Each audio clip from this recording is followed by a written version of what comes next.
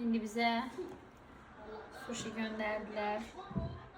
Geçen dəfə bu məkanın hazırladığı sushilərdən yemişdim idman salonunda, hətta sizinlə də paylaşmışdım. Gedib sipariş verib yeyənlər də bəyənmişdi. Yazanlar çünki oldu. Çox sevindim bu arada. İndi təkrardan ikinci dəfə sipariş verdik. Evet. Qəşəng. Çünki mən sevirəm. Onları yəni bol-bol olması hoşuma gəldi.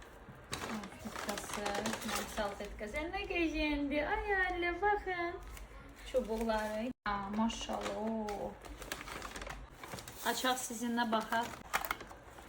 Çok geçen. Dadını beğendiğim için ikinci dəfə sipariş verdim. Baxacağıq. Ay bu da geçendi. Bu arada qablaşdırmaları da hoşuma geldi. Beğendim. Şəhərin istədiyiniz bölgəsinə yollayırlar kurye ilə.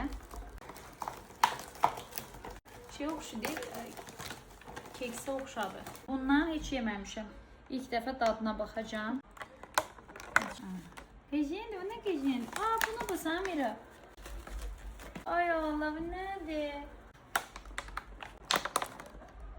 Ay çox qəşəng, çox cici bax. Mənə dedilər ki, Nərgiz xanım menüdən seçin.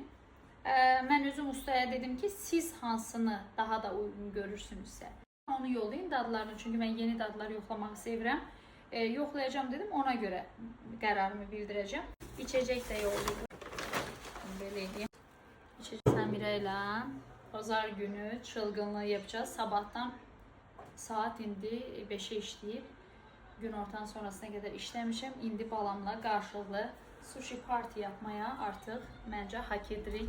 Sizin üçün etiketləyəcəm aşağıdan. İstəyənlər sifariş verə bilər. Bazar günü də çalışırlar, açıqdır məkan. Bəyəndiklərimi, bəyənmədiklərimi də paylaşacağım sizinlə. Dediyim kimi bəyəndiyim üçün təkrardan sifariş vermişdim. Məmnun qalmışam, amma bu yeni dadlarda yoxlayacağım. İndidən sifariş verib yeyənlərə afiyet olsun diyoruz.